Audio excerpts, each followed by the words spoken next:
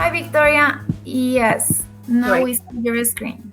Wonderful. Okay, just to mention, I'll be presenting alone today, so I won't be able to read comments as they're typed, but hopefully at the end we'll have a couple of minutes for me to answer any questions. The title of today's session is on mediation. And let me explain why mediation is important. Well, most of you may realize that mediation has been expanded upon through descriptors in the CEFR companion volume from 2018. But more importantly, mediation is really an activity that we do every day through communication, and it's an essential aspect of our living in a globalized, multilingual environment. And as communication is one of our barriers to employability, or poor communication rather, it's an essential skill for us to learn, especially those second or foreign languages of English. So I'm going to be talking about mediation, and in this presentation, it'll last about 25 minutes. I'll have 5 minutes for question. I'll define mediation, first of all, what it means. I'll look at types of mediation in the real world, where we'll find it outside of a classroom in the real world. Then I'll look at the way in which mediation is referred to in the CEFR and its role in language proficiency. And I'll look at some mediation tasks that have been used for assessment purposes in countries where mediation is required to be taught in English classes. And then if we have time, we'll quickly look at a couple of challenges we have for teachers around mediation. So let's start. Mediation is basically about communication. It's about making sure the communication is successful, it's facilitated, and it's going to mean somehow restructuring and reformulating a message. What does that mean? Well, basically, it means that through mediation, I help another person access a message. I'll explain in more detail later, but just keep that in mind. It's about creating bridges, as you can see from the second definition, so ensuring that there is a bridge from one message through you to another person. What's really important is it's not about expressing your own meaning. It's about helping someone access a message. Okay, I'm going to give you examples of everything from these definitions in a minute. So let's go to where mediation might exist in the real world. Now, I've put down 4 contexts of mediation: linguistic, social, cultural, pedagogic. Now, these are contexts where we mediate. So let's start with linguistic.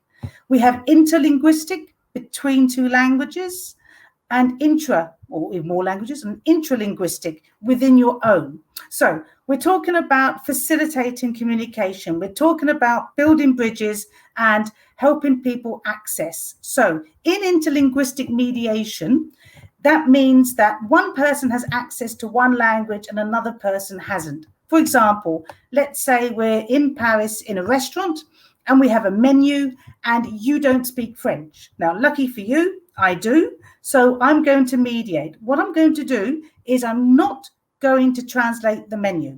That's not what mediation is about. What mediation is about is giving you that message. Now, I know you and you don't eat pork. I know you and you don't have sauces that are very strong. And I also know that you're trying to lose a bit of weight, so you might want some lighter dishes. Bearing that in mind, when I look at the menu, I will only explain to you those dishes that fit that description, i.e. that for the audience. So I'll tell you some salads, some chicken dishes, some sort of plain dishes on the menu. That's linguistic mediation. It involves choice. I know you as the audience, and I'm trying to help you access that message, but also for your needs.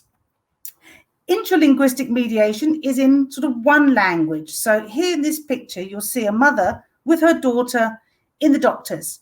It's in one language, it's in your own language, your mother tongue. And then when you come out to the doctor's, the mother will say, what did she say? Or what did he say?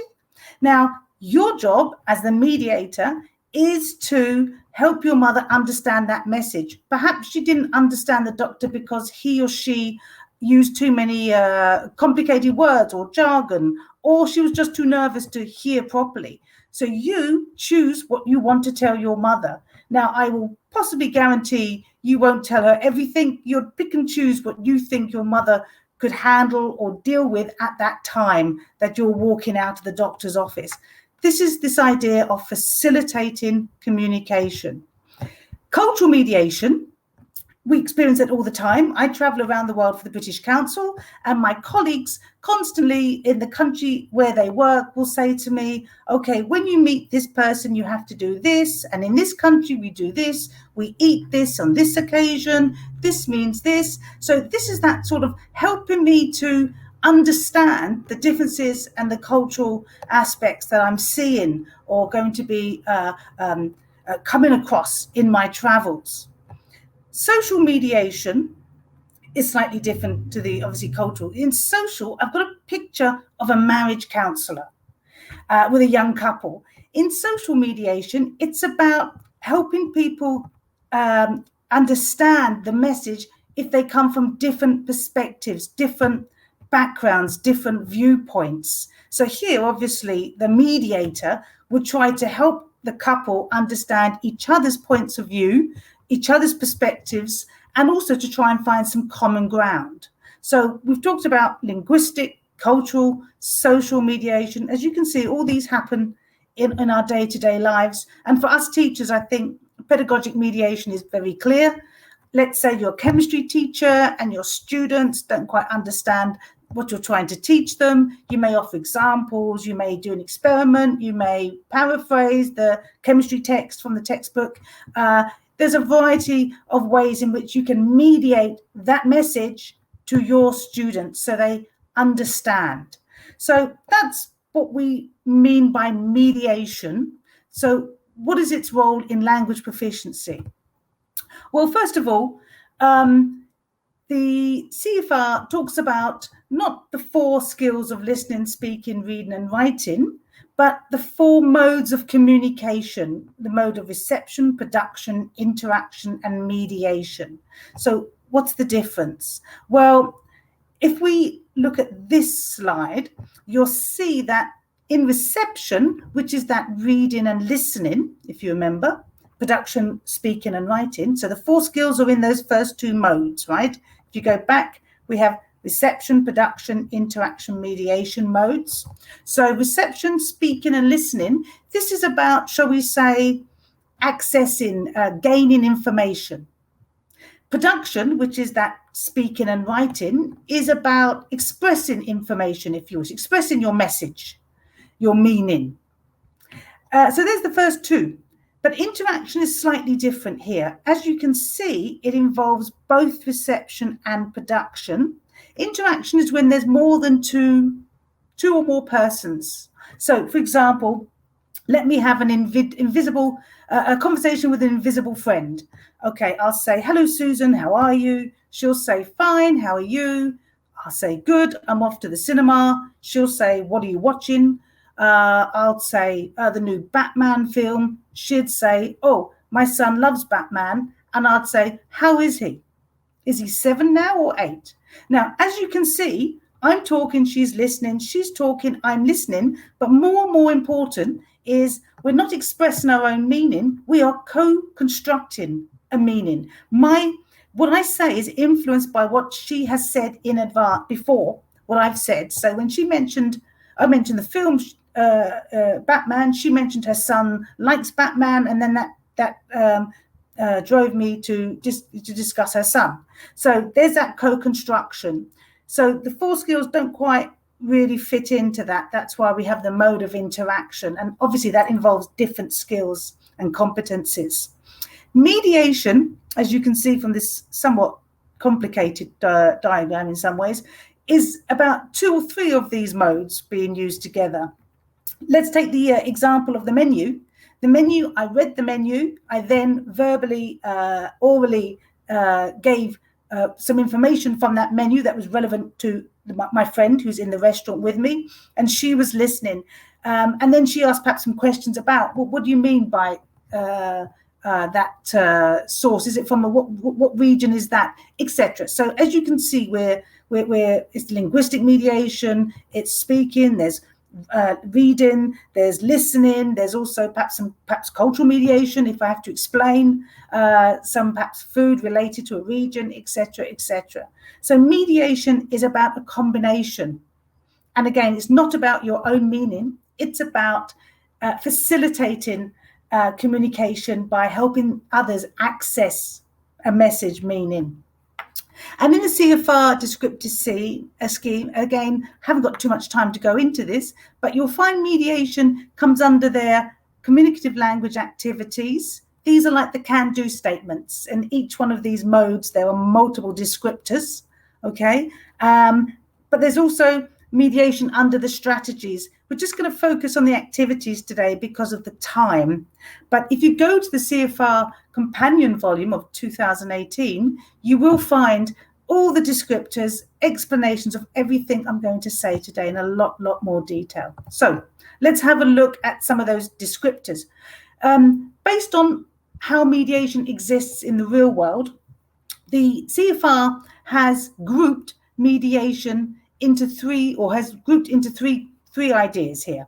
We have mediating a text, mediating concepts, and mediating communication. Under each of these, shall we say, themes here, groups, we have descriptors. Now, obviously in the CEFR, the descriptors range from either pre-A1 or A1 to go up to C2.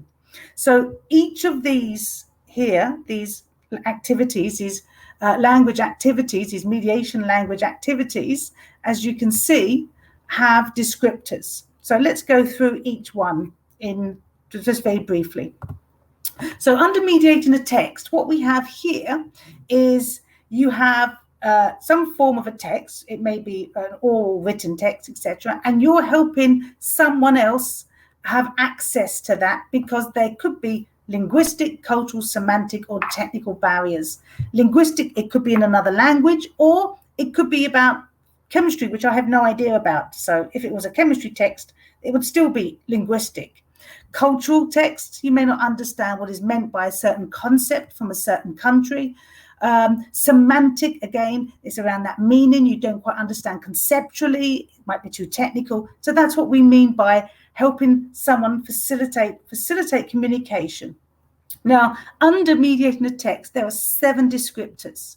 I'll go through them very quickly. Relaying specific information, that's like my menu example. Got a menu, I'm only going to give some information that is relevant to you, because I know the audience, which is you. In the restaurant, you're sitting with me. Explaining data. Now, as you can see, if you're presenting in front of a group of persons and you're talking about your sales or perhaps some strategy, there may be charts, graphs, etc. And again, that's about mediating that graph to the audience so they understand. You facilitate that communication. Processing text here is sort of like summary.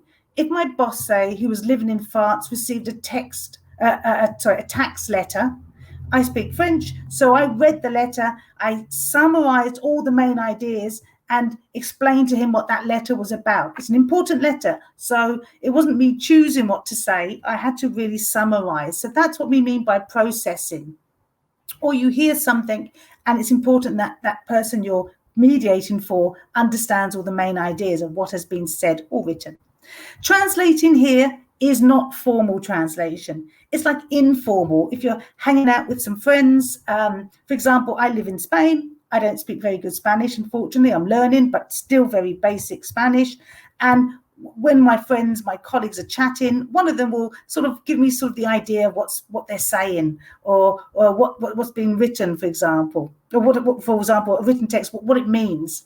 So it's really about not formal translating of a written text. It's really about just informal, just give you the gist. Note taking, again, you hear a lecture and then you add to your notes. We know this, we've done it, we see this in tests. I'm going to give you examples of this. And the last 2 are basically around literature from schools, and I won't really go into them too much. Again, if you go to the companion volume, you'll see all these descriptors and all the information. So that's mediating a text. Mediating concepts, let's think of teachers, right? Okay. Well, under this group in mediation, we have 4 descriptors. One, two involving when you're part of a group collaborating, and 2 when you're sort of leading that group. So, like the teacher here, and here you're like a student in a group. Now, in both of these, one of them here, the first one here, facilitating, and here managing, is about laying down the groundwork to make that discussion, collaboration, that mediated concepts work. So as teachers, we know that if we don't set up a group or lead a group correctly, then we may not get a good discussion. Only one person might talk, the quiet ones will be quiet. So as you can see, there's also within these descriptors laying the groundwork so that you can collaborate as a group and you can, as a leader, encourage conceptual talk. We'll give some ideas about this later, what this means, when I'll give you some descriptors. Okay, and the last one is mediating communication. Now, again, as you can see, it's about communication between people who have different sort of backgrounds, viewpoints, even intellectual differences. And there are 3 descriptors here. The first one is interesting because here it's about dealing with, perhaps we can describe the other. When you have someone from a different background, different religion, different ethnicity, etc. Sometimes we have to, be treading quite carefully, make sure that we can communicate in a respectful way. And often we might not know what they're doing, or if I'm doing something correctly, or if this is normal or polite. So it's about really helping us to, at a basic level, asking questions like, is this correct, or can I do this in your country, or why do you do that? That sort of facilitating a pluricultural space. The next one is, I know you have again 2 friends who have some differences. Let's say to a married couple who are having problems, you might again try to go and talk to them, informally. And the third one, this could be very delicate situations such as conflicts between countries. It could be like a marriage counselor where it's got very serious, obviously. So the UN sort of type. So as you can see, mediating communication has 3 basic descriptors. And again, if you go into the companion volume, you'll find all these descriptors from the A1 to C2, and I'll give you a couple of examples right now. I'll let you read this rather than read it myself, but just to tell you, I've got an example with a different CFR level from each one of those 3 groups: text, concepts, communication. This one was about, you remember the menu one, the menu idea? This is when you lead a group. And this one is again with the communication. So have a read of those descriptors before I show you examples of tasks.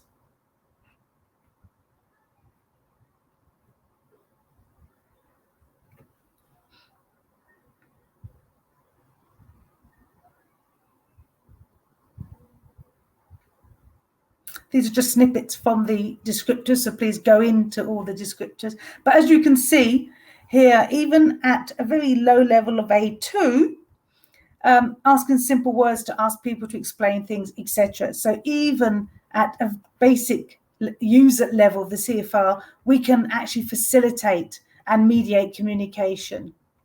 And here, obviously, the menu, that idea.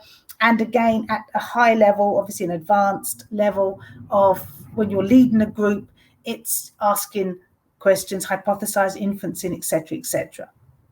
Okay, so let's have a look at some examples.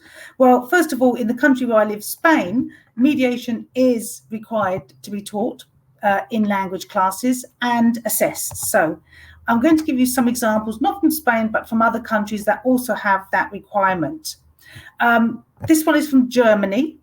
It's for German kids of about 15 and 16 years old. Have a quick read of the task, then I'll explain why it's interesting.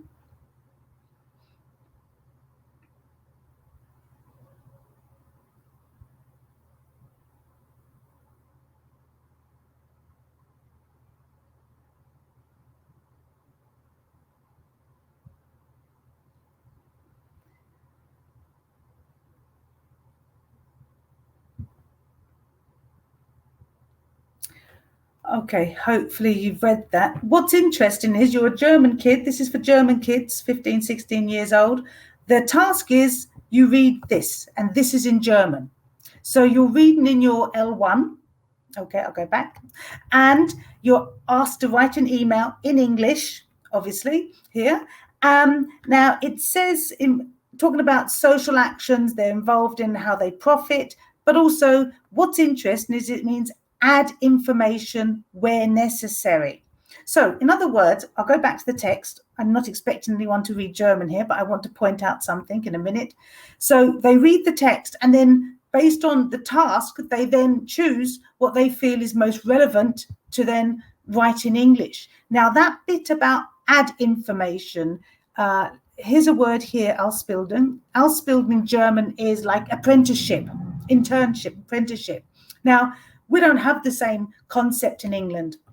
In Germany, for example, if you want to be a shop assistant, you'd have to do a 2-3 year apprenticeship. If you want to work behind a counter in the department store, you have to do an apprenticeship. So that's what they mean. I'll go back, if I may. Back, not forward, to add information. So, for example, they enjoyed the activities of working with the Red Cross so much they decided to do an apprenticeship in the same sort of area. So it's a really interesting idea that you read in the L1, you then write in the L2, but at the same time you have to explain that. It's almost like that cultural mediation involved there as well. So just an interesting one. Here's another one, again for the German kids. I'll let you read this, and then we can talk about it in a minute.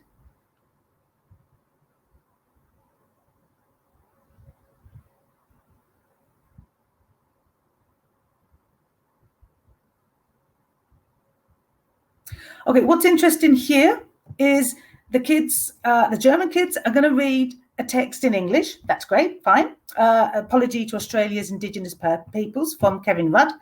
And then they summarize, so that's processing. Remember, that's that processing the text. They summarize its content in German in their L1.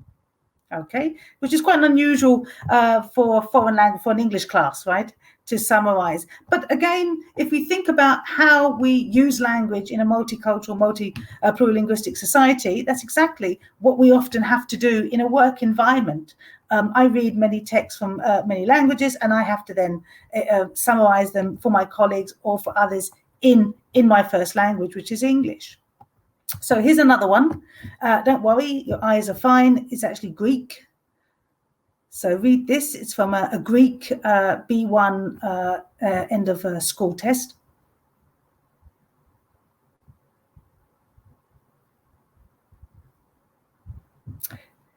So this is an interesting one. You've got a text about this actress, this Greek actress, and you read the text, and then you're sort of then relaying some information. Tell me a few things about her. This is an interesting one because mediation, as I said, involves choice sometimes. You have to understand your audience and therefore choose what that person might want to get from that text that they have problems accessing for whatever reasons, linguistic, cultural, semantic, technical, etc. Okay, I'll give you a couple more, then we'll talk about some of the challenges that these texts or these tasks and tests actually pose.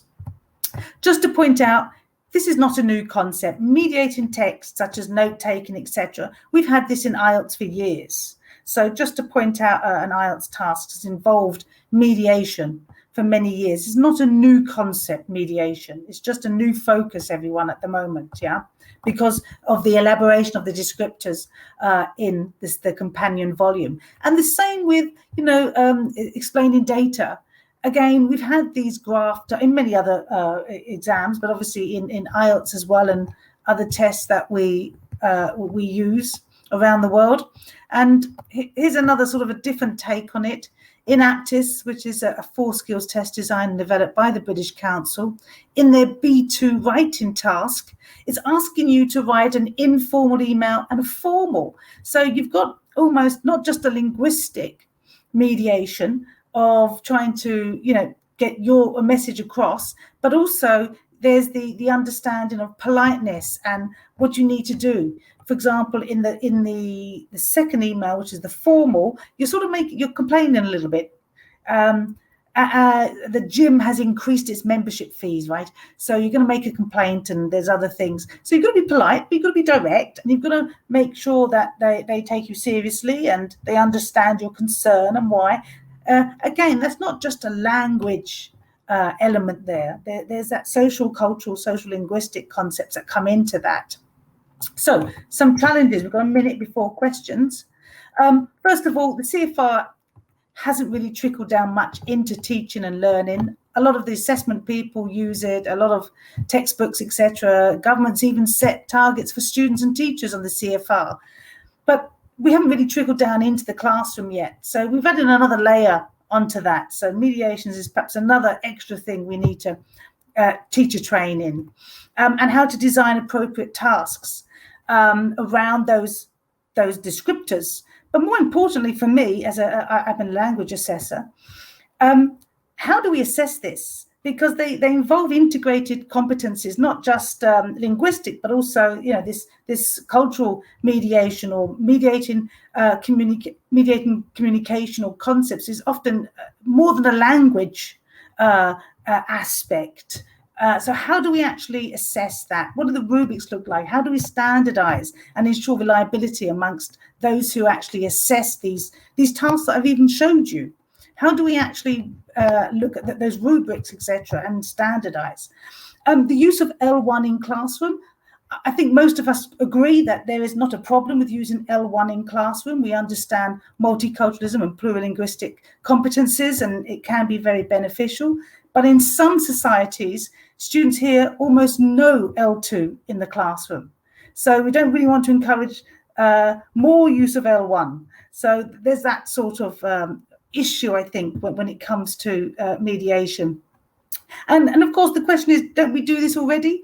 Isn't that something we through communicative language teaching, isn't that we do already? Do we need really to have more training, etc.? So these are some of the challenges or questions.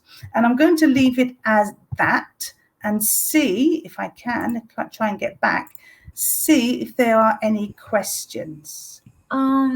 Thank you, Victoria. So we have some questions. The first one is from David Briceño. He says, integration of skills like in the ISE from Trinity. He's asking that. Integration of the skills from where, sorry? Like in the ISE from Trinity. I don't know the IEC from Trinity, sorry. I'm just having a look, which is the question? What is the actual question? Sorry. Okay, so if you want, please, David, could you write your question again? And Catherine Diaz asks, are these tasks adaptable for kids in primary and elementary levels? Well, first of all, the CEFR is not actually designed for such young learners. There is a section in the companion volume on young learners, but I think if they are learning another language, I think we can look at how that can be adapted. Not so much from these descriptors. I think these descriptors are not for the mediation in the companion volume. They would have to be very much adapted because to the level and the intellectual, the linguistic, and the cognitive level of the child. It'd be an interesting study to do, but as they stand, I don't think they're completely applicable. Only some elements of it would be at the very lower levels of perhaps A1, A2, obviously for primary school. Thank you. Erika Balas has two questions. So the first one is, how would an assessor decide how much ad content would be sufficient in that German example? And if you want, I can read you the next question. Yeah, or do you prefer to? Yeah, I'll just again, but that's exactly my question. How do we decide, and therefore, how do we standardize then the assessment of the task if there are over several classes and several teachers? I think that's a very interesting point. I think there may be in advance possibly a script around what areas of that would need to be added upon. So, for example, this apprenticeship, there may have been another one in the text, and then they may have mentioned that if they do attempt to clarify, then that would be given some points. But again, it wasn't clear that they had to add. So that's where my problem lies in mediation, is how we standardize. Well, first of all, what the rubrics might look like and how we might standardize. I think in a classroom setting, the teacher has the right to decide as they wish. But when we go into formal high stakes testing, which in fact some of these tasks do come from because they're classroom end of year tasks, then I think that's very difficult. I agree. Okay, and last question is, in that case, would mediation be more beneficial in teacher training context rather than assessments? Yes, we can assess some parts of mediation of text. I've shown you for example, but absolutely, I think we have to make sure that we realise that some things, not everything needs to be assessed. Some things need to be taught, and I think mediation is as a classic example. Not everything needs to be assessed because we have there's integration of not just linguistic skills, but there are other communication skills that you may not have in your own language, for example. So I think yes, there's a lot to say about just ensuring they are in the classroom, and we have to really think about how we might assess and what we can assess in mediation. I agree. Okay, Victoria, that's it. Thank you very much. Your presentation was great. Thank you very much, everyone, and have a good day. Okay, Thank you. bye-bye.